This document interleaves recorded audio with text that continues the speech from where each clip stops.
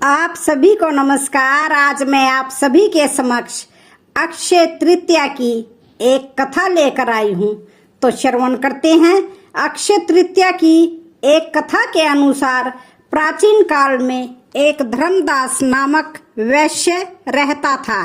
धर्मदास अपने परिवार के साथ एक छोटे से गांव में रहता था। वह बहुत ही गरीब था। वह हमेशा अपने परिवार के भरण पोषण के लिए चिंतित रहता था।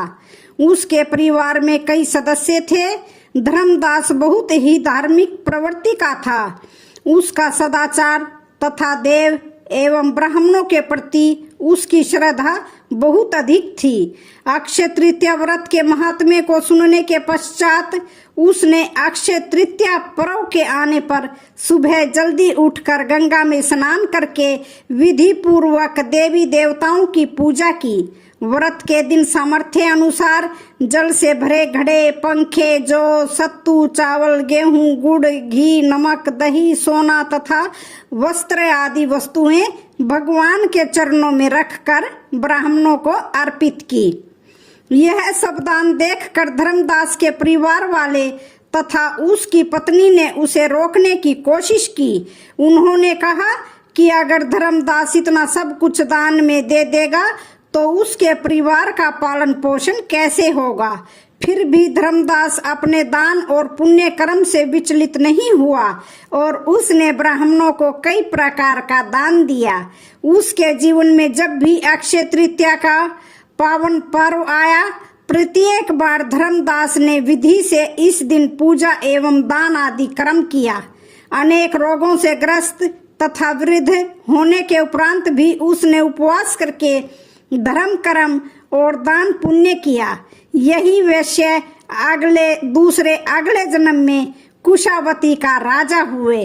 मान्यता है कि अक्षय तृतीया के दिन किए गए दान पुण्य व पूजन के कारण वह अपने अगले जन्म में बहुत धनी एवं प्रतापी राजा बना। वह इतना धनी और प्रतापी राजा था कि त्रिदेव तक उसके दरबार में अक्षय तृतीया के दिन ब्राह्मण का वेश धारण करके उसके महायज्ञ में शामिल होते थे। अपनी श्रद्धा और भक्ति का उसे कभी भी घमंड नहीं हुआ। वह प्रतापी राजा महान एवं वैभवशाली होने के बावजूद भी धर्म मार्ग से कभी भी विचलित नहीं हुआ। माना जाता है कि यही राजा आगे के जन्मों में भारत के प्रसिद्ध सम्राट चंद्रगुप्त मौर्य के रूप में पैदा हुए थे।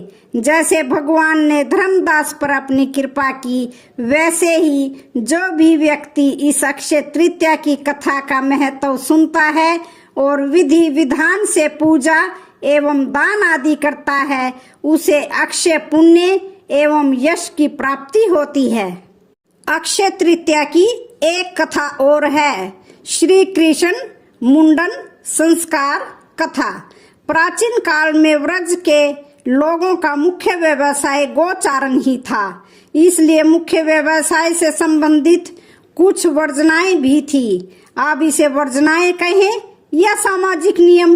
बालक का जब तक मुंडन नहीं हो जाता तब तक उसे जंगल में गाय चराने के लिए नहीं जाने दिया जाता था। या हम ये भी कह सकते हैं कि अपनी जड़ों से दूर हो गए हैं। नहीं तो हमारे यहाँ भी बालक को मुंडन के पहले ऐसी वैसी जगह में नहीं जाने दिया जाता था।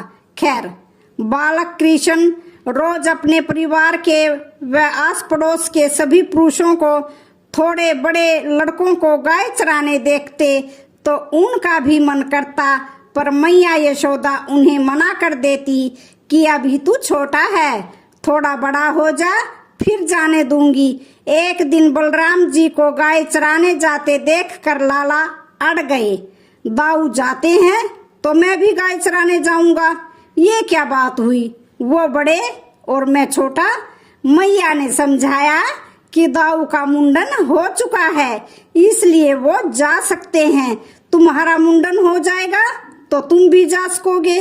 लाला को चिंता हुई, इतनी सुंदर लटें रखें या गाय चराने जाएं। बहुत सोच विचार के बाद उन्होंने सोचा कि लटें तो फिर से उगाएंगी, पर गाय चराने का इतना आनंद अब मुझसे दूर नहीं रहना चाहिए।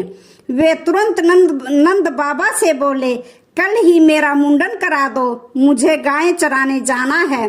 नंद बाबा हंस के बोले, ऐसे कैसे करा दे मुंडन? हमारे लाला के मुंडन में तो बहुत बड़ा आयोजन करेंगे, तब लाला के केश जाएंगे। लाला ने अधीरता से कहा, आपको जो आयोजन करना है करो, पर मुझे गाय चराने जाना है। आप जल्दी से जल्दी मेरा मुंडन करवाओ। मुंडन तो करवाना ही था, अतः नंद बाबा ने गर्गाचार्य जी से लाला के मुंडन का शुभ मुहूर्त निकलवाने का आग्रह किया। निकट में अक्षय तृतीया का दिन शुभ था, इसलिए उस दिन मुंडन का आयोजन तय हुआ। आसपास के सभी गांवों में न्योते बांटे गए। हर्ष उल्लास से कई तैयारियां की गई। आखिर आयोजन का दिन आ ही गया। आसपास के गांव के हजारों अतिथियों की उपस्थिति में भव्य आयोजन हुआ, मुंडन हुआ और मुंडन होते ही लाला मैया से बोले, मैया मुझे कलेवा दो। कलेवा यानी नाश्ता। मुझे गाय चराने जाना है। मैया थोड़ी नाराज होते हुए बोली, इतने मेहमान आए हैं घर में तुम्हें देखने, और तुम हो कि इतनी गर्मी में गाय चराने जाना है। थोड़े दिन रुको, गर्मी कम पड़ जाए तो मैं तुम्हें दाऊ के साथ भेज दूंगी। लाला भी अड़ गए, ऐसा थोड़े होता है। मैंने तो गाय चराने के लिए ही मुंडन कराया था, नहीं तो मैं इतनी सुंदर लटों को क्यों कटने देता। मैं कुछ नहीं जानता, मैं तो आज और अभी जाऊंगा गाय चराने के लिए। मैया ने नंद बाबा को बुलाकर कहा, लाला नहीं मान रहा है, थोड़ी दूर तक आप इसके साथ हो आइए, इसका मन भी बहल जाएगा, क्योंकि इस गर्मी में मैं इसे दाऊ के साथ या अकेले तो भेजूंगी नहीं। नंद बाबा सबको छोड़कर निकले। लाला भी पूरी तैयारी के साथ छड़ी, बंसी, कलेवे की पोटली लेकर निकले। एक बछिया भी ले ली, जिसे हुर हुर कर घेर कर वो अपने मन में ही बहुत खुश हो रहे थे कि आखिर में मैं बड़ा हो गया। बचपन में सब बड़े होने के पीछे भागते हैं कि हम कब बड़े होंगे, और आज हम बड़े सोचते हैं कि हम बालक ही रहते तो कितना अच्छा था। खैर, गर्मी भी वैशाख माह की थी, और व्रज में तो वैसे भी गर्मी बहुत ही प्रचंड होती है। थोड़ी ही देर में बालक श्री कृष्ण गर्मी से बेहाल हो गए, पर अपनी जिद के आगे हार कैसे मानते। बाबा को कहते कैसे कि मैं थक गया हूँ, अब घर ले चलो। चलते रहे। मैया होती तो खुद समझ के लाला को घर ले आती, पर संग में बाबा थे, वे भी चलते रहे। थोड़ी ही दूर ललिता जी और कुछ अन्य सखियां मिली। देखते ही लाला की हालत समझ गई। गर्मी से कृष्ण का मुख लाल हो गया था, सिर पर बाल भी नहीं थे, इसलिए लाला पसीना पसीना हो गए थे। उन्होंने नंद बाबा से कहा कि आप इसे हमारे पास छोड़ जाओ, हम इसे कुछ देर बाद नंदालय में पहुंचा देंगे। नंद बाबा को रवाना कर वो लाला को निकट ही अपने कुंज में ले गईं। उन्होंने बालक कृष्ण को कदम्ब की शीतल छाया में बिठाया और अपनी अन्य सखी को घर से चंदन, खरबूजे के बीज, मिश्री का पका बूरा, मिश्री, इलायची आदि लाने को कहा। तभी सभी सामग्री लाकर उन सखियों ने प्रेम भाव से कृष्ण के तन पर चंदन की गोटियां लगाई और सिर पर चंदन का लेप किया। कुछ सखियों ने पास में ही बूरे और खरबूजे के बीज के लड्डू बना दिए और इलायची को पीसकर मिश्री के रस में मिलाकर शीतल शरबत तैयार कर दिया और बालक कृष्ण को प्रेम पूर्वक खिलाया गया। साथ ही ललिता जी लाला को पंखा जलने लगी। यह सब आरोग कर लाला को नींद आने लगी तो ललिता जी ने उन्हें वहीं सोने को कहा और स्वयं उन्हें पंखा झेलती रही। कुछ देर आराम करने के बाद लाला उठे और ललिता जी उन्हें नंदालय छोड़ आई। आज भी अक्षय तृतीया के दिन प्रभु को ललिता जी के भाव से बीज के लड्डू और इलायची का शीतल शरबत आरोगाए जाते हैं। वह विशेष रूप से केसर मिश्रित चंदन, जिसमें मल्लगिरी पर्वत का चंदन भी मिश्रित होता है, की गोटियां बनाई जाती हैं। लाला ने गर्मी में गाय चराने का विचार त्याग दिया था। औपचारिक रूप से श्री कृष्ण ने गोचारण उसी वर्ष गोपाष्टमी, दीपावली के बाद वाली अष्टमी यानी कि के दिन से प्रारंभ किया और इसी दिन से उन्हें गोपाल कहा जाता है। वर्ष में एक ये ही दिन ऐसा होता है जब बीज के लड्डू अकेले श्री जी को आरोगाए जाते हैं, अन्यथा अन्य दिनों में बीज के लड्डू के साथ चिरौंजी के लड्डू भी आरोगाए जाते हैं। अक्षय तृतीया के दिन की महिमा।